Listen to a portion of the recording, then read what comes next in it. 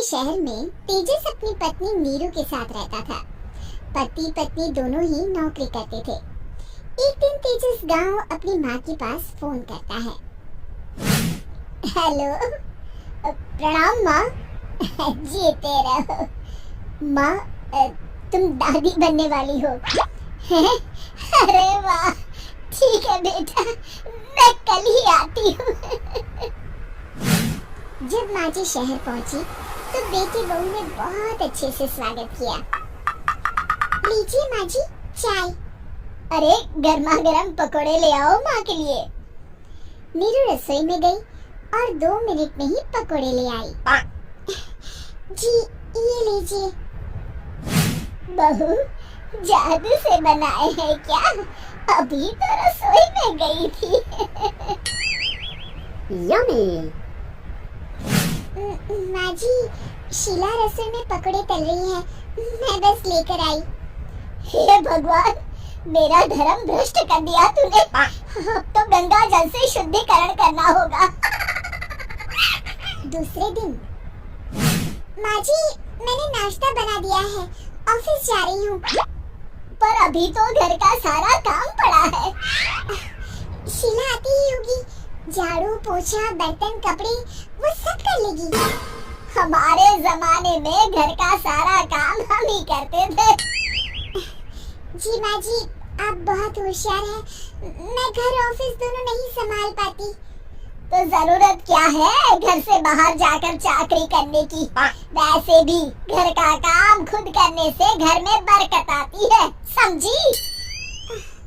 पर माँ जी, पर कुछ नहीं, इस महीने की पगार मिले फिर ऑफिस बंद है। हाँ। रात को नीरू तेजस से कहती है, सुनिए जी, माँ जी बोल रही थी कि मैं नौकरी छोड़ दूं। वैसे ठीक ही तो है, अभी तुम्हें आराम की जरूरत है। फिर भी आराम कहाँ, शीला को छुड़ाने के लिए बोल रही थी। तो अब 24 घंटे में इतना काम तो कर ही सकती हो। पर जॉब पसंद है मुझे, घर पर मन नहीं लगेगा। अगले दिन जब दोनों ऑफिस के लिए निकल रहे थे, मेरी तो कोई कीमत ही नहीं है इस घर में। माँ जी, आजकल महंगाई बहुत है, रहन सहन भी बदल गया है। दोनों नौकरी करते हैं तभी ठीक रहता है। अच्छा, तू कहना क्या चाहती है? मेरा बेटा तुझे बिठा के खिला नहीं सकता? तू ही इस घर का खर्च चला रही है, हैं? नहीं माँ जी, मेरा वो मतलब नहीं था। मतलब खूब समझती हूँ, ये बाल धूप में सफेद नहीं किए मैंने। हाँ। अब तो ये रोज का काम हो गया था। तेजस भी रोज की झिकझिक से परेशान हो गया था। एक दिन उसने कहा, नीरू, वैसे भी तुम्हें मैटरनिटी लीव मिलने वाली है, तो अभी से ही छुट्टी ले लो। पर क्या, मेरी सैलरी अच्छी खासी है। आखिर नीरू ने रिजाइन कर दिया। जब बच्चा हुआ तो घर में सब बहुत खुश हुए। कुछ दिनों बाद तेजस फाइल देख रहा था। क्या हुआ तेजस, कुछ परेशान लग रहे हो? हाँ, वो हमारी जितनी सेविंग्स थी वो तो हॉस्पिटल में और छठी के फंक्शन में खत्म हो गई है नीरू। और अभी वैसे मंदी चल रही है तो मैं बोल रही थी कल मुन्ना को हेपेटाइटिस का टीका लगवाना है। नीरू, क्या पोस्टपोन नहीं कर सकते? नहीं जी, बिल्कुल नहीं।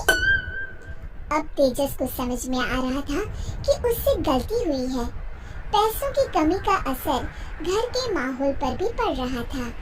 अगले दिन, बेटा मेरा चश्मा और ये दवाइयाँ ले आना, पर्चा देते हुए माँ जी ने कहा। जी। तेजस, मुन्ना के लिए दूध का डिब्बा और डायपर भी ले आना, और ये किराने के सामान की लिस्ट है, इसे भी लाना है। तेजस गुस्से में लिस्ट मरोड़ कर फेंकता है और चिल्लाता है, पैसे क्या पेड़ पर उगते हैं? ये ले आना, वो ले आना। अरे, पर ये जरूरत का सामान ही है। वो गुस्से में बिना कुछ कहे ऑफिस चला गया। अरे लंच तो ले जाइए। नीरू दौड़कर डिब्बा पकड़ाती है। एक दिन खाना खाने के बाद, नीरू, अब तो मुन्ना कुछ बड़ा हो गया, तो अब तुम वापस ज्वाइन कर लो ना जॉब। पर इस रिसेशन में जॉब मिलना बहुत मुश्किल है, ट्राई तो करो। फिर मुन्ना, माँ जी है ना, और एक फुल टाइम मेड भी लगा लेंगे। पर माँ जी, उन्हें तो पसंद नहीं। तभी माँ जी वहाँ आ जाती है और प्यार से नीरू के सर पर हाथ फेरते हुए बोलती है, अब मेरी समझ में आ गया बहू, पहले के और अब के समय में अंतर है। तुम काम शुरू करो, मुन्ना की जिम्मेदारी मेरी। मेरी प्यारी माँ जी। ये कहकर नीरू उनके गले लग गई। शिक्षा